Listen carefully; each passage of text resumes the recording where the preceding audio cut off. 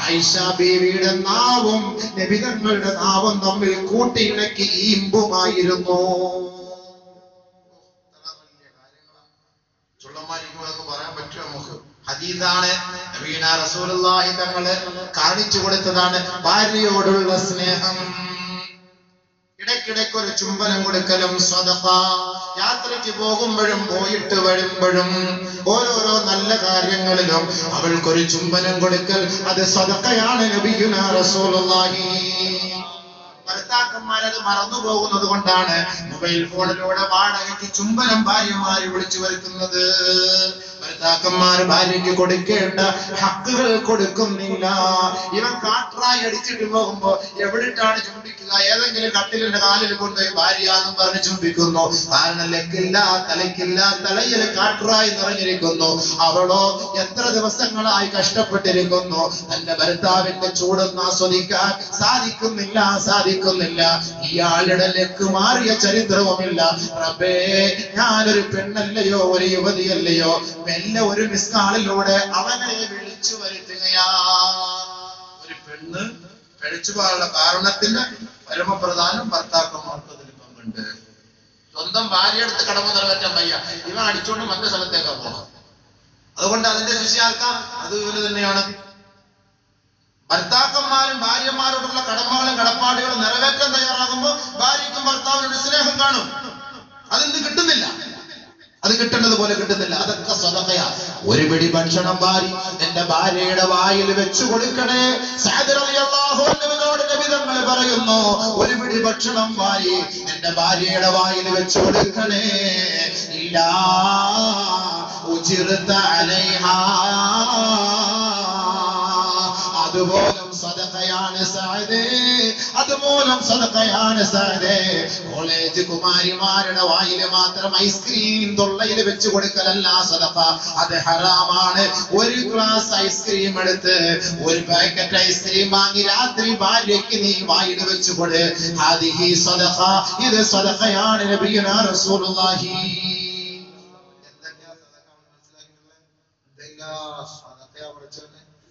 മനസ്സിലാക്കിയിട്ടുണ്ടോ? ഭാര്യയുടെ മുഖത്ത് നോക്കി നീ ഒന്ന് ചിരിക്കൽ, അത് സദഖയാണ്, സദഖയാ.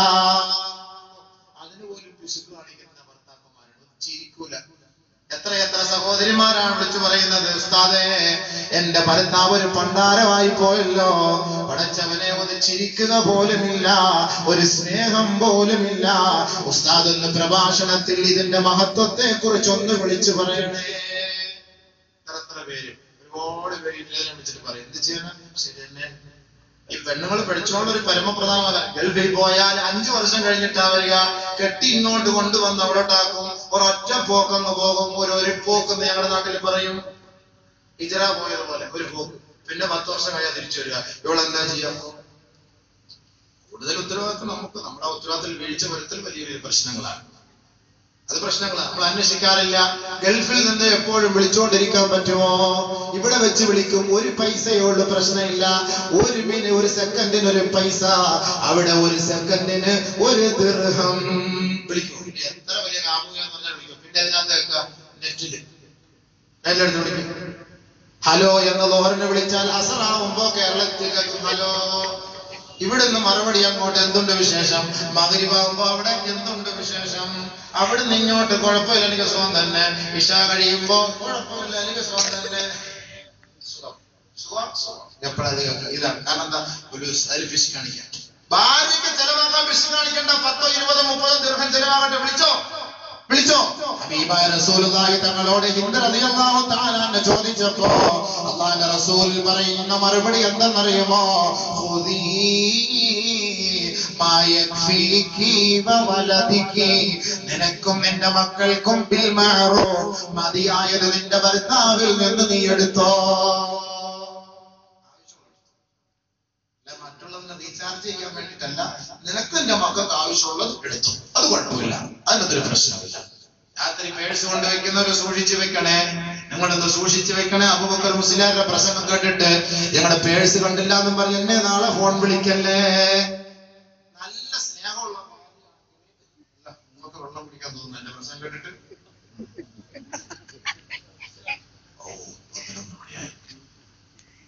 അല്ലാഹ് മനസ്സിലാക്കാൻ തൗഫീഖ് നൽകട്ടെ.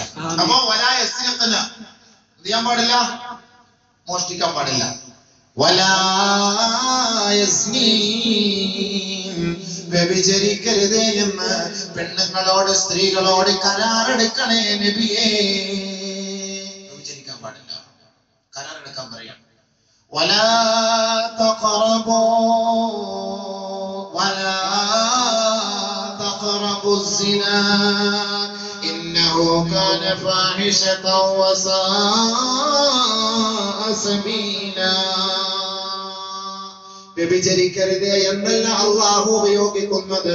വ്യഭിചാരത്തിലേക്ക് കടക്കുന്ന ഒരു കർമ്മവുമായി ബന്ധപ്പെടരുത് ഖുർആൻ. അതാണ് ഫോൺ വിളി, മൊബൈൽ ഫോൺ.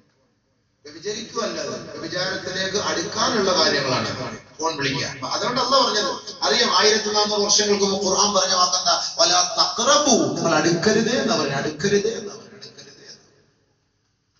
അൽമർഅത്തുൽ മുസ്ലിമ, മുസ്ലിമായ പെണ്ണിന്റെ ഉത്തരവാദിത്തം എന്തെന്നറിയുമോ? ലാ യഖ്ലുവന്ന ബിംറഇൻ, ഒരന്യ പുരുഷനോടൊപ്പം നീ ഒറ്റയ്ക്കിരിക്കല്ലേ. അല്ലാഹുവിന്റെ റസൂൽ പറയുകയാണ്, വലാ തുസാഫിറുൽ മർഅതു ഇല്ലാ മഅദി മഹ്റമിൻ, വിവാഹബന്ധം ഹറാമായവരുടെ കൂട്ടത്തിലല്ലാതെ പെണ്ണേ നീ യാത്ര ചെയ്യരുതേ, യാത്ര ചെയ്യരുതേ, ഒറ്റയ്ക്ക് യാത്ര ചെയ്യരുതേ. അത് അവസാനം കൊണ്ടെത്തിക്കുന്നത് നാശത്തിലേക്കാണെന്ന് അബൂബക്കറിന്റെ വാക്കല്ല, അല്ലാഹുവിന്റെ റസൂലിന്റെ വാക്കാണ്. ഹബീബായ റസൂലുള്ളാഹി തങ്ങളെ വിളിച്ചു പറയുകയാ, ഇയ്യാക വൽ ഖൽവത ബിന്നിസാ, സൂക്ഷിക്കണേ പെണ്ണേ, സൂക്ഷിക്കണേ പെണ്ണേ, ഒറ്റയ്ക്കിരിക്കുന്ന രംഗത്തെ നീ സൂക്ഷിക്കണേ പെണ്ണേ. ഒറ്റയ്ക്കൊരു പുരുഷനും ഒറ്റയ്ക്കൊരു അന്യ പുരുഷനും അന്യ സ്ത്രീയും അവർ രണ്ടുപേര് മാത്രം ഒറ്റയ്ക്കിരിക്കരുത്.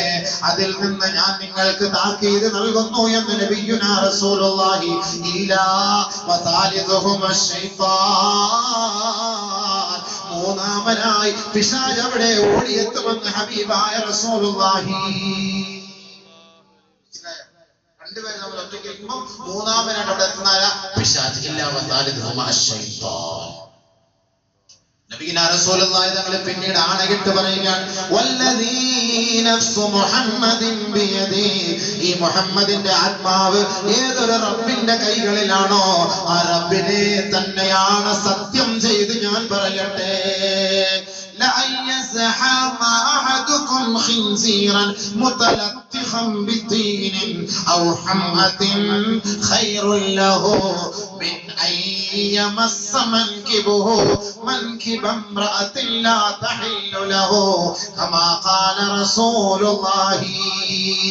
മാലിന്യ കൂമ്പാരത്തിൽ കിടന്ന് ഇളയമറിയുന്ന ഒരു പന്നിയെ നീ കെട്ടിപ്പിടിച്ചോ, ഖൈറുൻ, അതാണ് നിനക്ക് അഭികാമ്യം, ശ്രേഷ്ഠം. എതിനേക്കാൾ മിൻ അയ്യമസ്സ മൻകിബുഹു മൻകിബംറാത്തിൻ ലാ തഹില്ലു ലഹു, അനുവദിക്കപ്പെടാത്ത അന്യ പെണ്ണിന്റെ തോളുമായി നിന്റെ തോളിനെ കൂട്ടിയിണക്കുന്നതിനേക്കാൾ മാലിന്യത്തിൽ കളിച്ചുകൊണ്ടിരിക്കുന്ന കുളിച്ചുകൊണ്ടിരിക്കുന്ന പന്നിയെ പോയി കെട്ടിപ്പിടിക്കൽ ശ്രേഷ്ഠമാണെന്ന് നബിയുനാ റസൂലുള്ളാഹി.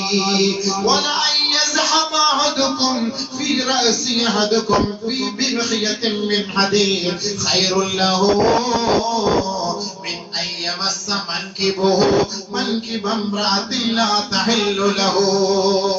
ആരെങ്കിലും അന്യ പെണ്ണിന്റെ ശരീരത്തിൽ സ്പർശിക്കാൻ, അന്യ പെണ്ണിന്റെ കൈക്ക് പിടിക്കാൻ, അന്യ പെണ്ണിനോടൊപ്പം ബസ്സിൽ അവളുടെ ശരീരത്തോടൊപ്പം ഒത്തുചേർന്ന് നിന്ന് പോകാൻ, അന്യ പെണ്ണിന്റെ സല്ലാപം കേൾക്കാൻ ആരെങ്കിലും ഇഷ്ടപ്പെടുന്നുവെങ്കിൽ അതിനേക്കാൾ ശ്രേഷ്ഠമാണ് ഒരു ഇരുമ്പ് കമ്പി അവന്റെ തലയിൽ ഇടിച്ച് ഇറക്കിക്കൊള്ളട്ടെ. ഇല്ല എങ്കിൽ നാളെ ആഖിറത്തിൽ അവന്റെ ശിക്ഷ ഇതായിരിക്കുമെന്ന് കമാ ഖാല റസൂലുള്ളാഹി. എത്ര ഗൗരവത്തോടാണ് അല്ലാഹുവിന്റെ റസൂല് പറഞ്ഞു തരുന്നത്. അബൂബക്കറിന്റെ വാക്കല്ല ഇതൊക്കെ.